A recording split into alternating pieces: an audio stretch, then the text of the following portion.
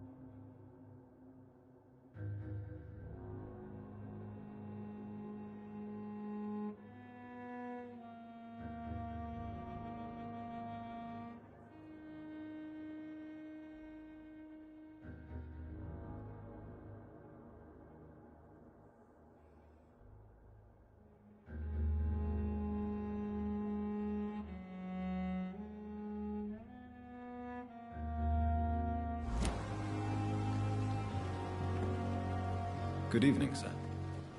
So it is true. The famous Dr. Reed has joined us. I can't think of any better news during these terrible times. Do we know each other? Actually, yes. We met once before, at the Rockefeller University in New York. Dr. Tippett, yes, I remember. I was assisting Professor Carell in his research about coronary bypasses. He had nothing but praise for you. He was also very confident about your future. And look at you now. Eminent surgeon and blood transfusion specialist.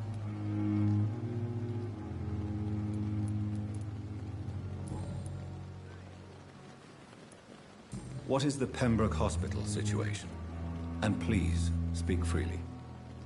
This hospital is not exactly the best of London. I'm sure you are used to working in a better environment.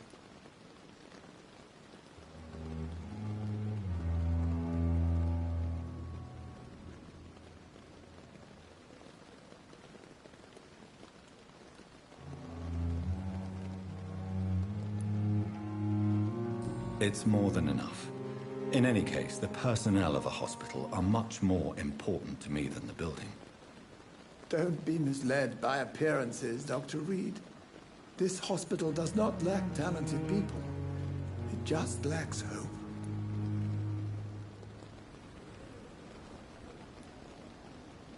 What can you tell me about the staff in the hospital? Some are really good, and others are not so good. But during this troubled period, there is no time for slander. I prefer to focus on the positive character traits.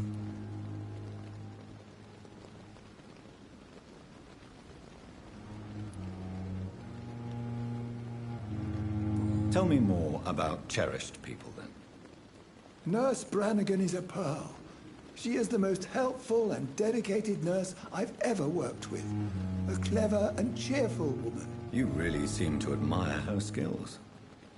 I'll go even further. If she was a man, she would be a damn fine practitioner. Any opinion about the management? I don't always agree with Dr. Swansea's reserve, but I must admit he does all he can to keep this facility running during this crisis. Ah, yes, the burden of command. I was fed up with this concept while serving as a medical officer. Don't get me wrong. Swansea's a good administrator. I just wish he would get out of his office now and again.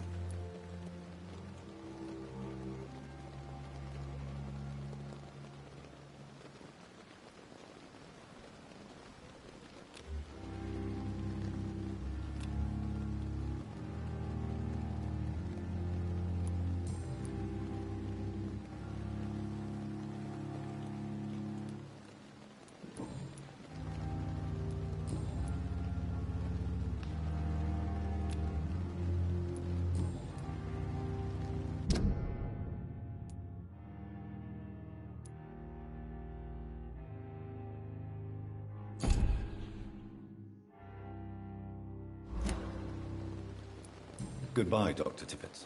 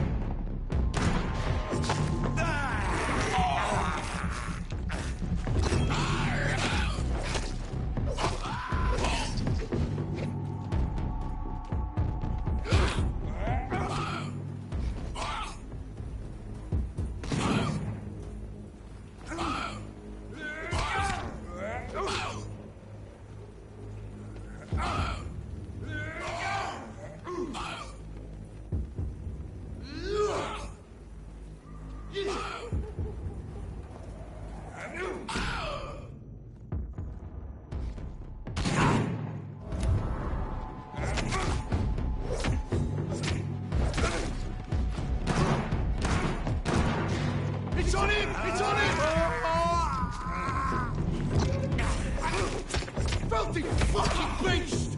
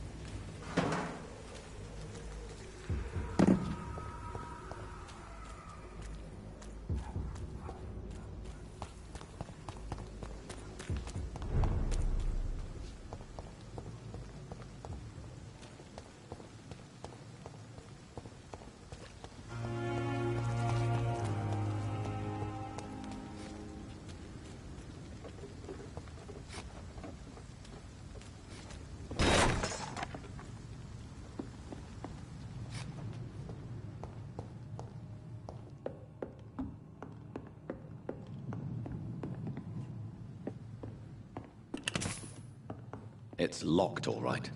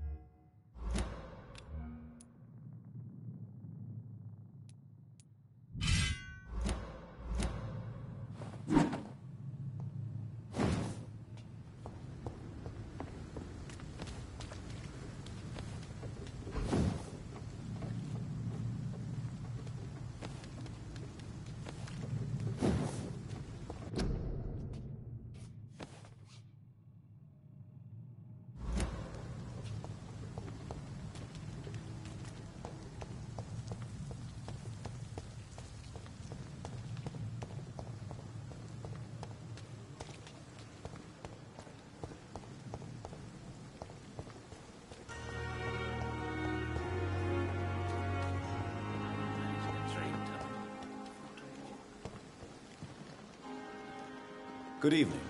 I'm Dr. Reed. Always a pleasure to meet a colleague, sir. Especially when he was supposedly dead. A colleague? Are you a doctor too? Not anymore, sir. I used to be Dr. Rakesh Chadana. Now, I'm just Mr. Chadana, pawnbroker and humble guardian of this morgue. What do you mean, you used to be a doctor? Was your license revoked? No, sir. It is just that I like to be precise. I run a little pawn shop while taking care of the dead. But I used to be a real doctor.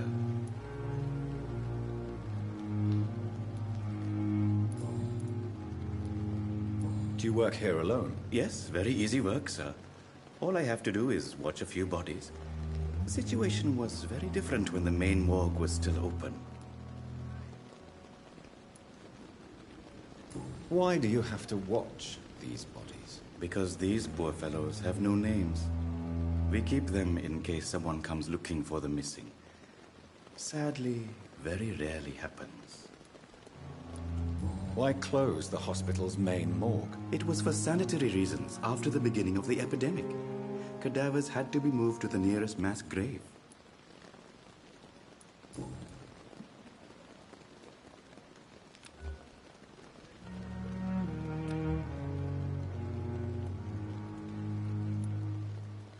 Are you afraid or uneasy being surrounded by so many corpses? Why should I? These bodies are empty vessels. Flesh left to decay. Poof. No soul anymore. All gone. An interesting point of view. And quite an exotic one, too. Most people fear, or at least have a respect, for dead flesh. Sir, as a medic during the war, I learned to face my death and the death of others. It's the pain we have to tame, not death itself. How did you get this job? After I left the army, I worked as an undertaker down by the docks. A dangerous place with many an unpleasant business there. Milton Hooks helped me get a job here.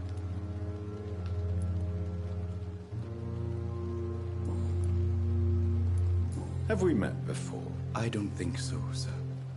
Why?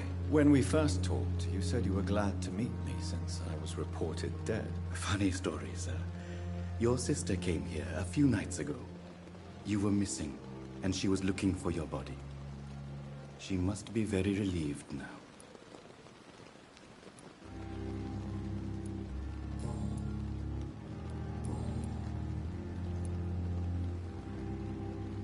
A pawnbroker? I expect you get all types of people here. Yes, sir. All kind of people. For I sell all kind of goods. Who comes here to trade with you? It's very unhygienic, even unsafe. Diseases can spread. For the customers, for the hospital. I'm very cautious, sir. I've been a doctor, remember? And all my clients are good people.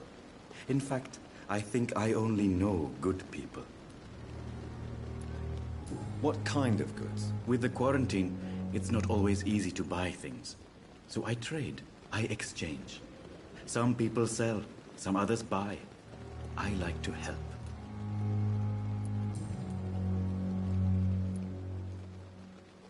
Since you're not afraid of dying, do you believe in life after death, Rakesh? No. I believe we must do all the good we can while alive. For our time is short, and the obstacles are endless. Do you think you would enjoy immortality as a concept? I don't think so. Don't mistake me. I love life, and I'd like to live a long life. But everything has to decay, sir. Even goodwill. Do you really believe goodwill cannot last? As I said, sir, everything decays. If I was to never die, goodness, I would be bored or worse. And I like to be helpful, sir. Quite depressing, wouldn't you say? Yes, but the good news is, we'll all die before losing our humanity, sir. So you're ready to die? No, I am not. I don't fear death, for I won't see it. What troubles me is the pain my death will inflict to those I know. You're a wise man, Mr. Chidana. No, Dr. Reed. I am a foolish man. But I like to think otherwise.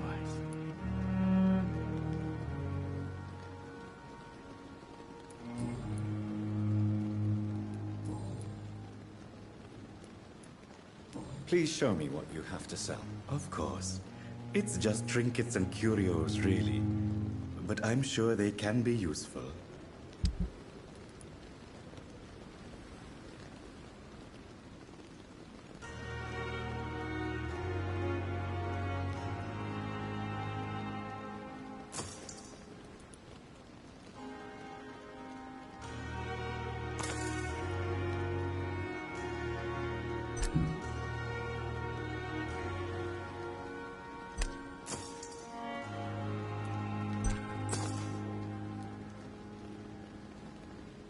Tomorrow, more bodies will arrive and then sadly depart. I'm managing a train terminal, not a morgue. It's locked, all right.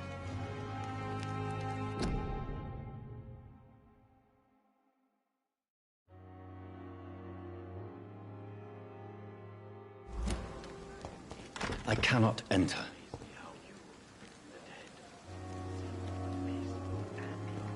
At the same time.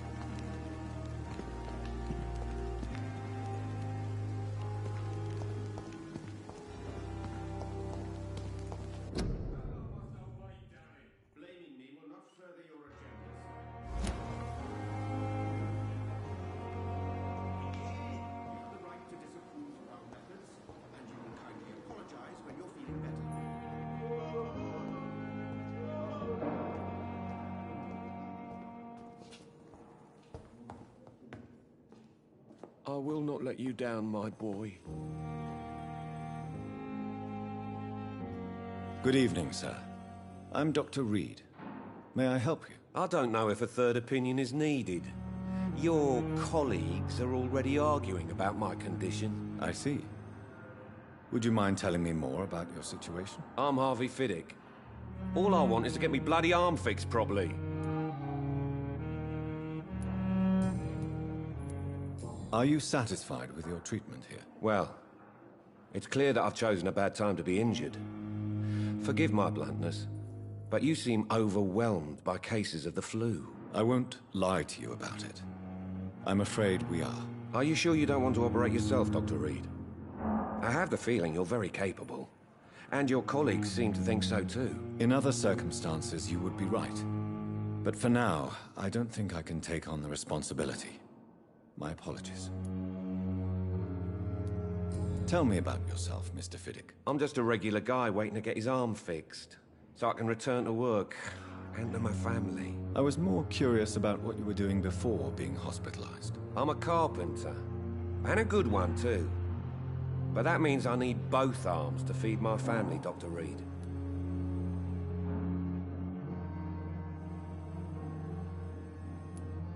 Tell me about the doctors who are arguing about your case. Strickland and Aykroyd. They both want the best for me, but there's a lot of pride there.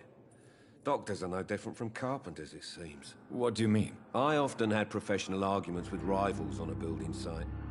Difference is I disagreed about wooden nails, not flesh and bones.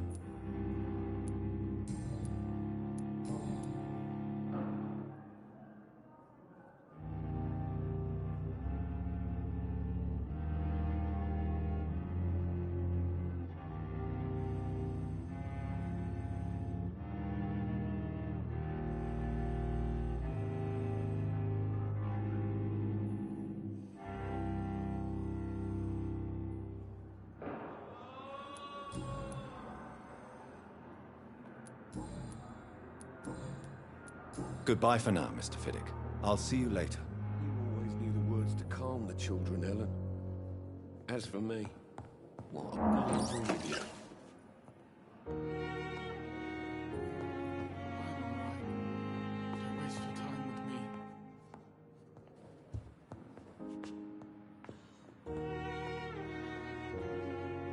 Good evening. I'm Dr. Reed. Can I help at all? No, Really? Why are you here, then? I don't want to talk. My throat hurts too much. I suppose that this pain is the reason you're here. Is someone taking care of you? Yes. And no. Could you at least tell me your name, sir? Mortimer. Mortimer Goswick.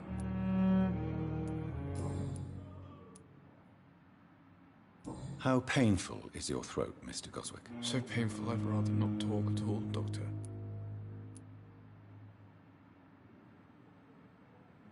I'm sure you realize a doctor and his patient have to communicate, sir.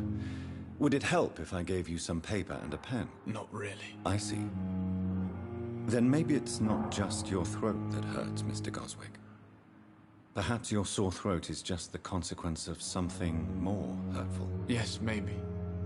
But I don't want to talk or even write about it now.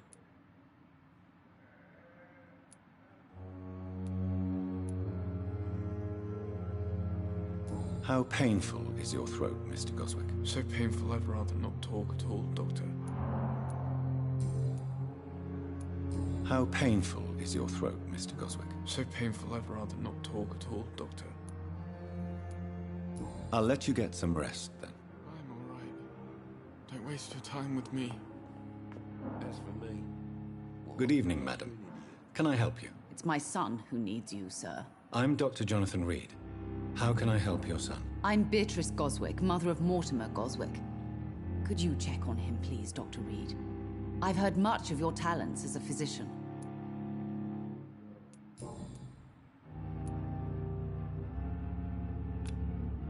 What can you tell me about yourself, Mrs. Goswick? Not much to say. Just take care of my Mortimer and I'll cover all the expenses. That's all that matters. Are you really that rich? Most of the patients here are of a more humble origin, if I may say so. Yes, thanks to my husband. May he rest in peace. I can cover any needed medical expenses. May I ask if you have an occupation, Mrs. Goswick? I'm a teacher by profession. I teach young women who are more ambitious about their futures than their families.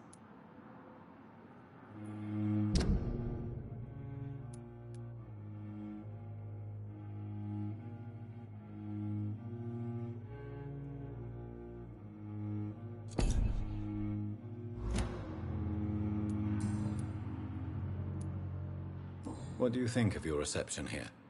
Any complaints? I have had the uttermost reservations about this hospital since we arrived. But we had no other choice, considering the state of emergency. Is there something in particular that's bothering you? Some of the staff were not especially welcoming. I suspect they're not accustomed to dealing with patients of such social standing.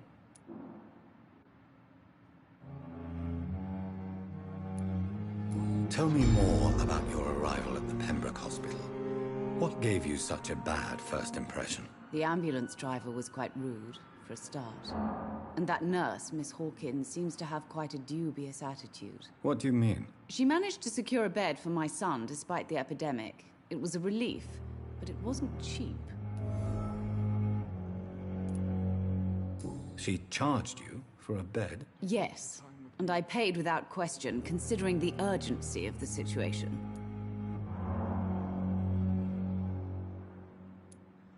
I share your concern, Mrs. Goswick. Be sure that I'll talk to the people involved. I don't expect compensation, Dr. Reed. But I'm aware such behavior would not be tolerated in other hospitals.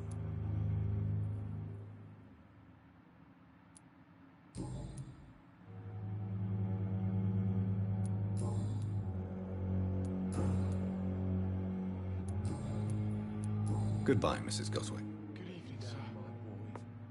Doctor.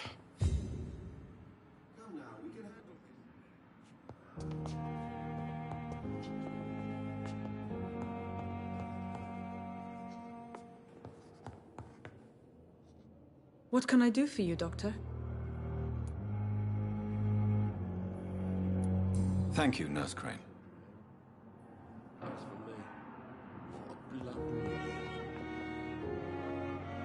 Good evening, sir. I'm Dr. Reed. I believe we're going to be colleagues. Reed? Yes, I've been informed about your arrival. I'm Waverly Ackroyd. Welcome aboard, I suppose. Does my arrival inconvenience you in some way, Dr. Ackroyd? Let us just say that I don't particularly share Dr. Swansea's enthusiasm for hiring you. What we need here are reliable professionals, not overrated dabblers.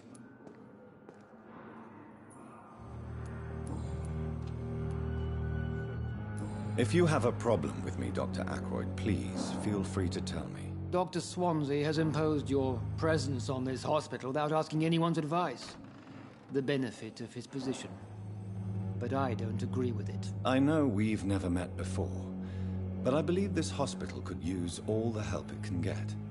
You will agree with that, I'm sure. Oh, but I have heard about you, Dr. Reed. Of course, you can't say the same about me, since I have not wasted my time courting the press.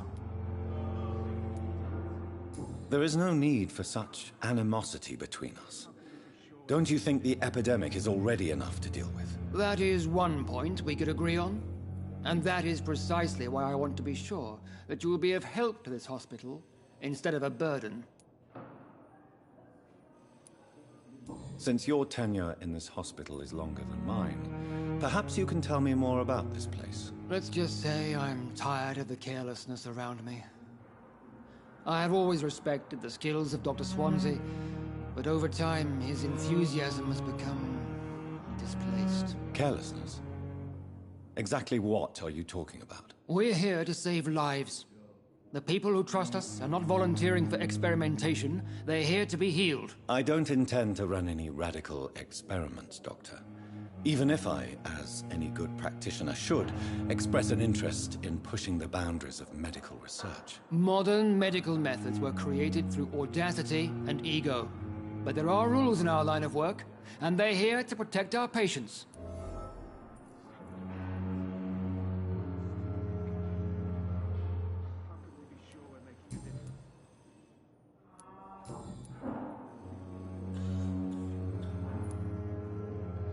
I don't know what you've heard about me, but I have already proved my value as a practitioner. I don't question your skills, Dr. Reed, but your motive.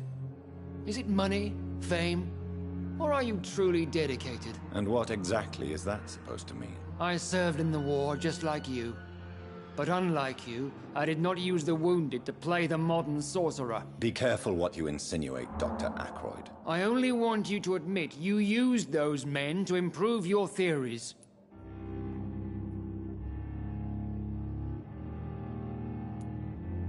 This is ridiculous. My blood transfusion technique saved many lives, and you know it. You see? That is exactly what I hate about people like you. You avoid this kind of accusation instead of facing reality.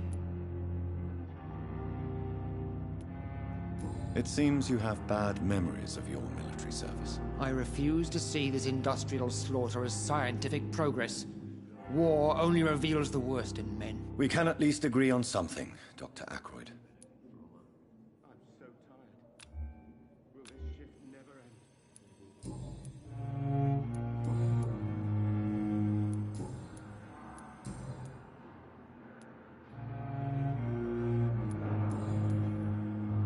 Thank you for your time.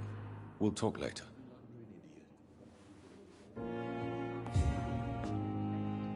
So many deaths. And still more coming. How can we be sure we're making a difference?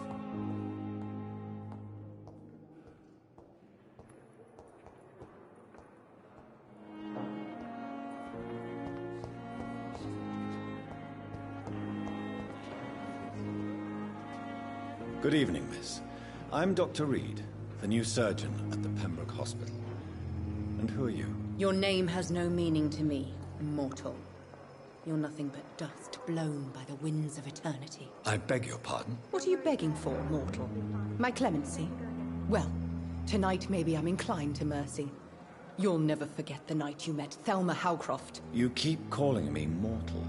Why is that? And if I'm mortal, what are you? Well, Dr. Reed, if you must know, I'm a vampire. And why do you believe you're a vampire? I don't need to believe anything. It is what I am. It is what I feel within this hollow shell of flesh. Please, describe to me how you feel. What is it like to be a vampire? I can hear my body crumble from the inside as my flesh cracks and fades. I sense the last pulse of postulant blood within my drying veins. I need new blood. I see. Have you ever heard of Cotard syndrome, Miss Howcroft? Never. It's a mental illness discovered by a French neurologist named Jules Cotard. The affected patients are delusional. They believe that they are putrefying, that they are dead, a ghost or a ghoul. Or in your case, a vampire. Delusional, you say? Oh, sad and petty.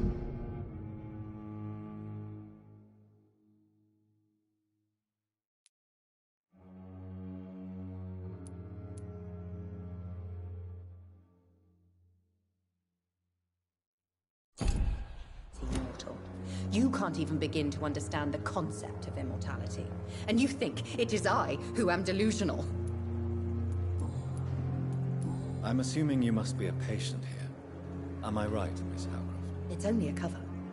To hide from my enemies. I can leave whenever I want. As a woman, a spirit, fog, or bat. Who are these enemies you mentioned? Can you describe them? I cannot say for sure. But I sense their eyes on me from nearby.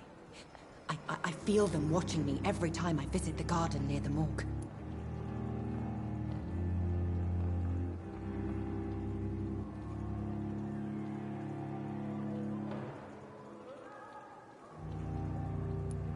The staff here are not your enemy. They're here to help you, to care for you. I'm not speaking of the doctors in white.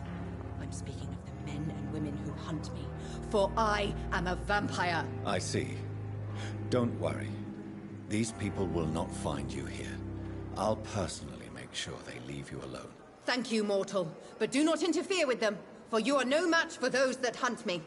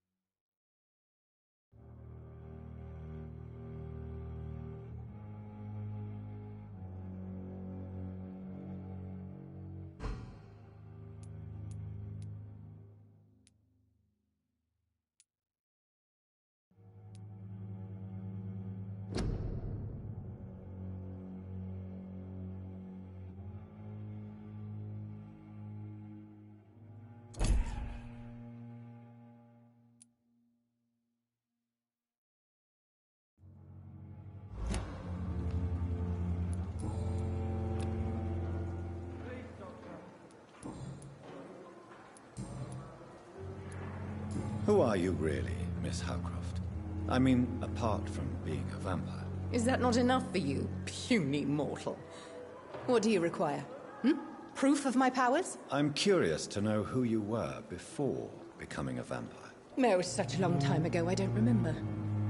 Centuries of unholy life can have strange effects on one's minds, you see?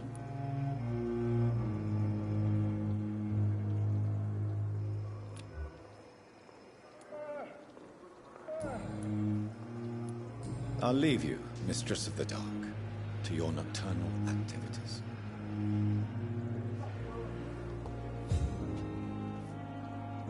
Dr. Swansea is right. This place seems perfect to conduct my research.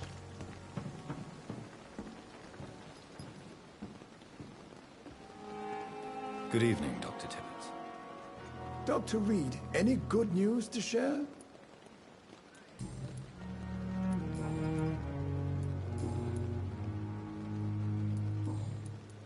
Goodbye, Dr. Tibbets. Good evening, nurse. I'm Dr. Jonathan Reed, the new surgeon here at the Pembroke. Dr. Swansea has already told us about you, sir. I'm Nurse Gwyneth Brannigan. Welcome to the Pembroke Hospital. Did he really? It's a good thing I wasn't hoping to keep a low profile. All members of staff have already read about your new blood transfusion technique. Dr. Swansea made sure of that. I see. Well, I'm a little surprised, but I suppose I'll just have to deal with this unexpected notoriety. You must know, blood transfusions are Dr. Swansea's primary subject of research. He is convinced it is the future.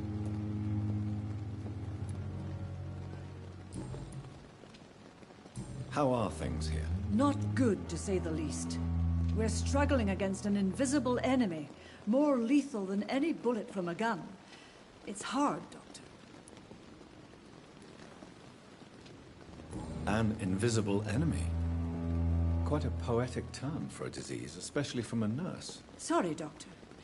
These last few weeks have been exhausting. We could all do with a good night's sleep.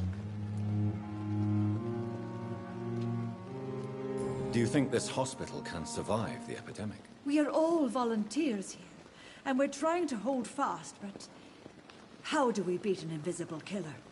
Some nurses have already resigned. I'm not familiar with all the staff yet. Perhaps you could help me. Brilliant professionals, most of them. Dr. Swansea has a gift for recruiting talent. Most of them? Is there a problem I should know about, nurse? It would be inappropriate for me to speak ill of a colleague. Is there anyone that stands out? Well, I have never met someone as dedicated as Dr. Tippets. He should be a standard for us all here. If only he were younger.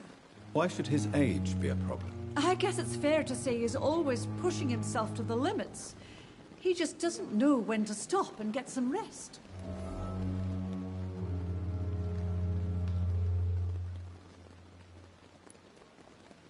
Nurse Brannigan, if you do know something, please tell me.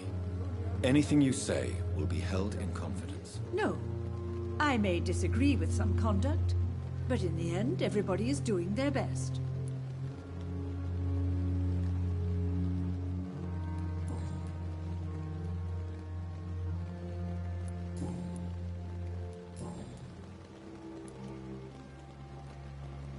Why does Dr. Tippets claim you're the main reason he keeps working, despite his fatigue? If it wasn't for him, I probably would have left the Pembroke years ago.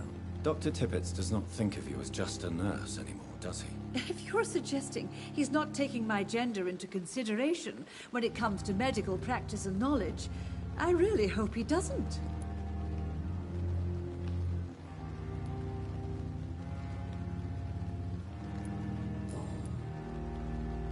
Goodbye, nurse.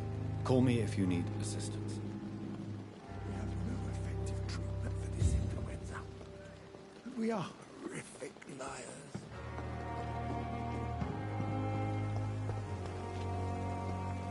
Good evening, Milton. Good evening, Doctor. Still trying to save lives?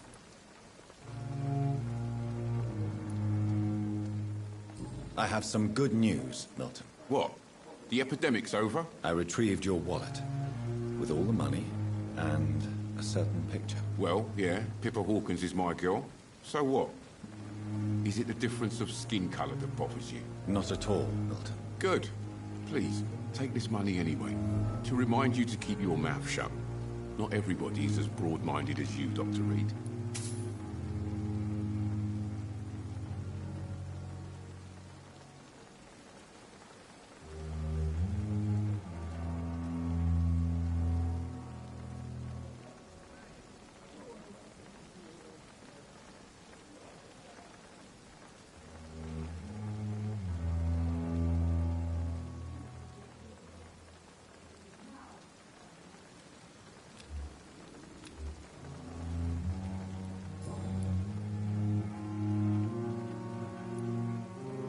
Admit it. Nurse Hawkins is more than your lover. She's also your partner in crime. Of course she is. How else could I tell which bed is free? I need to know that. Have you no shame? Don't you see this city is crumbling down? Today people are ready to pay to get a hospital bed. Tomorrow we may be fighting for food. Tell me why you're extorting money from some of the patients here. If a patient wants a bed, he'll have to pay me a little fee. That's all. Where did you get the idea for such an immoral scam? Funny you should ask. The first time it was from a patient who bribed me to get a bed. It's only then I realized I could make a fortune.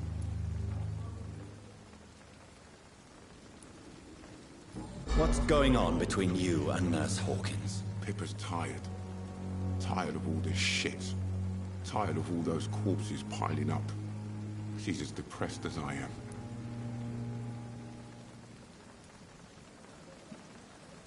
During the war, I witnessed a few couples just like you come together in difficult circumstances.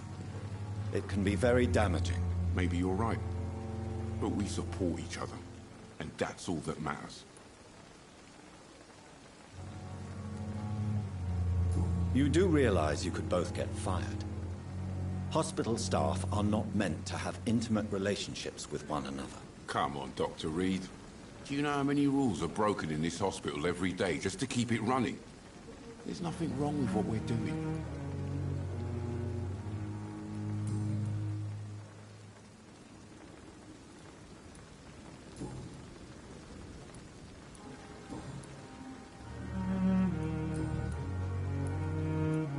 Goodbye, Milton.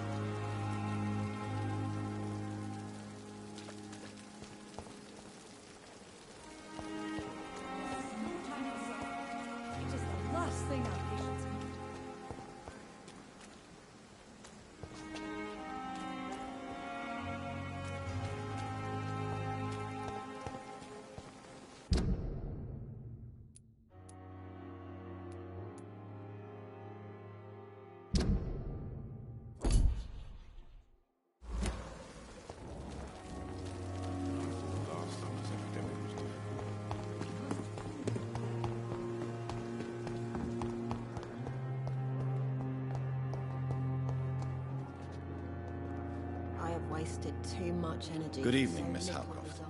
How are you tonight? I need blood, Doctor. Warm, rich, vibrant blood.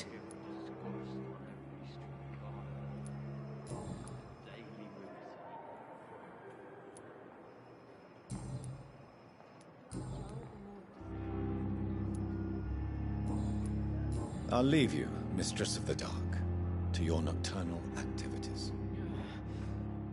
Damn. The pain. Good evening, sir. Can I help you? Unless you're here to fix my face. No. I don't think you can help me. I'm Dr. Reed. I've recently taken the position of head surgeon here. War injuries, am I right? You guessed right, Doctor. German shell took my pretty little mug right off. but they still call me Thomas Elwood.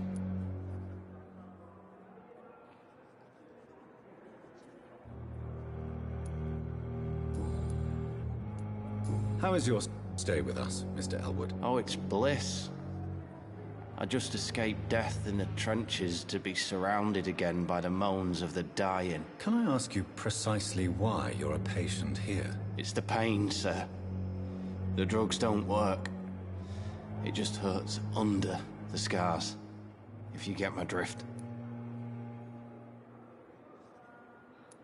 Can I do anything for your pain? Nurses gave me a bunch of pills.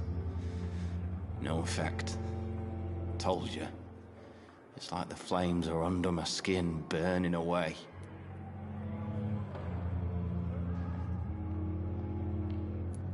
Who is treating you? Is someone in particular looking after your case? Nobody since the old and tired doctor spoke to me. Started to think I was forgotten about. Wouldn't blame you. You don't seem worried by that. My face hurts so much more when I smile or cry. I've learned it's easier not to speak. But be assured I'm smiling inside.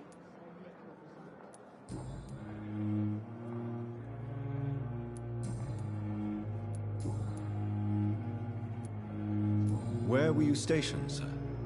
Did you serve for long? I really don't want to talk about all this shit. No offense. I was pushing too much.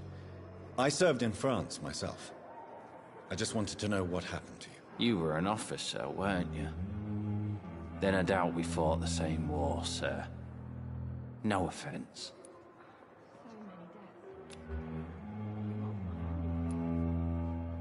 How close are you to Miss Horcroft? Are you aware that she thinks she is a vampire? To wait for her next nibble is the best reason to stay here. Every time she approaches my bed, she treats me like something tasty. A normal person. Aren't you afraid? She may hurt you if the game goes too far. She's quite harmless, I can assure you. Her head's broken inside is all. While I'm busted on the outside. But she's still beautiful. Living proof that there's hope for me.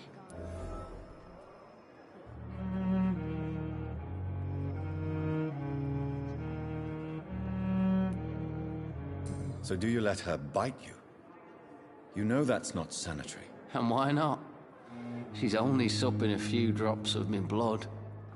And the pain, it's real for once. She could decide to bite less willing patients. Then it's another good reason for me to stay here, Doctor.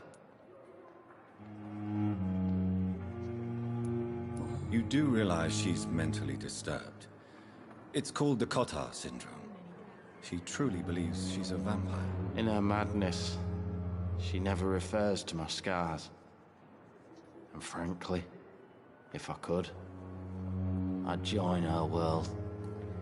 It seems much more fun than the real one.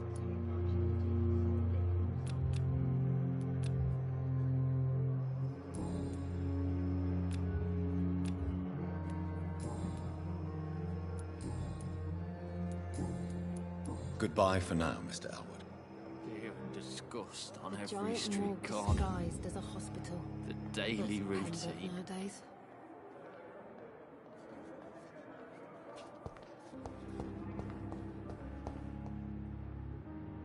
Good evening, Mr. Hampton.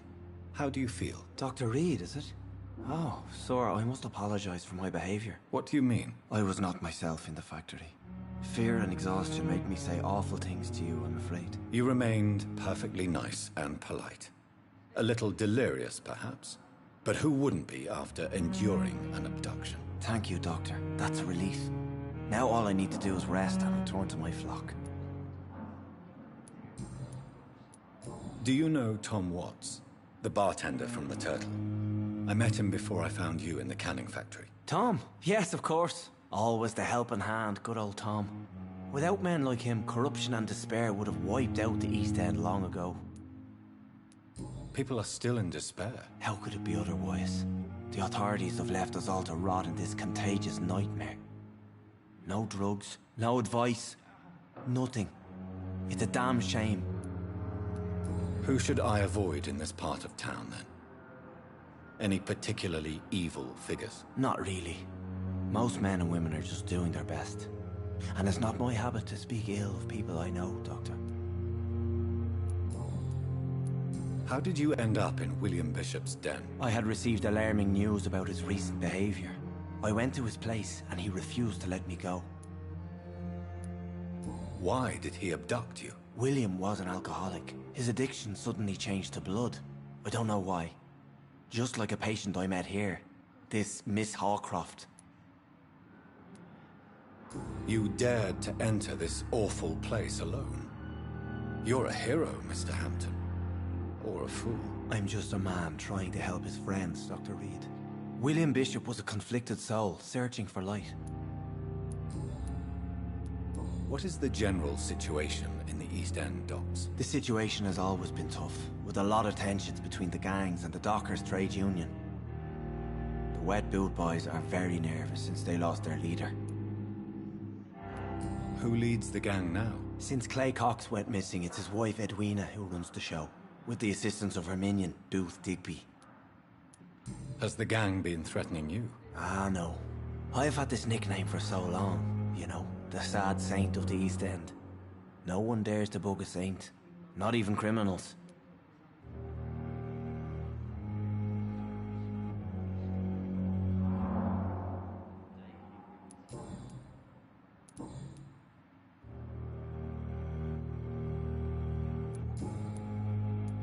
How do you feel, Mr. Hampton? Medically speaking, I mean. I feel exhausted. Beyond exhaustion, actually. William drank so much of my blood in his madness. I feel empty. You're in good hands here. Dr. Swansea is well versed in blood transfusion, and I'm sure he'll take the best care of you. Thank you, sir. I believe all I need is rest. And then I can go back to the people who need me. What do you do for a living, Mr. Hampton? I can't help but notice the cross around your neck. I manage a night asylum for the poor and homeless of the docks. And I try to guide the lost and hesitant on the right path to our Lord. Are you a priest, Mr. Hampton? A deacon, maybe? Not at all, Doctor. I'm just a man of faith willing to preach the good word. Why didn't you use your cross against William Bishop? To repel him somehow? That's a very strange question, Doctor. A cross is no magical token, if that's what you were trying to say. Not mine, anyway. Have you made friends since you arrived? Not really, but I recognize Miss Harriet Jones. I knew her when she lived by the docks. That poor woman had such a miserable life. You never came to see her here at Pembroke? Receiving visits when sick can be an important part of the healing process, you know. We're not just bodies. You're preaching to the converted now, Doctor. To be truly honest, I thought she was dead. She left the docks many months ago.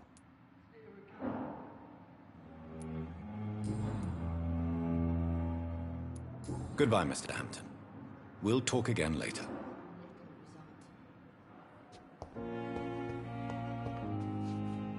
It's locked, all right.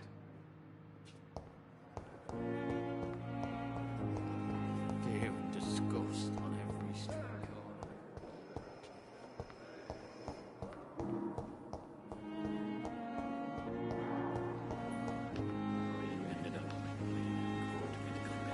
Thelma Howcroft said she was being watched by vampire hunters. Where are they hiding? I should investigate. I hope that might help.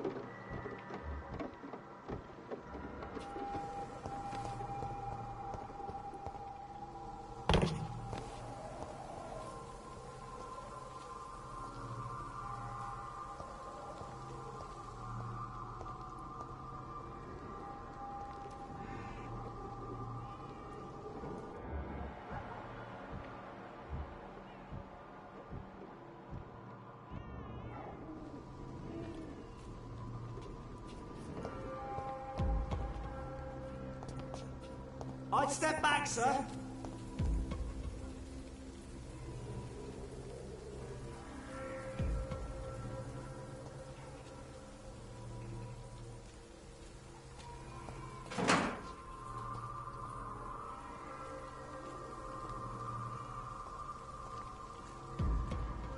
Last warning, sir.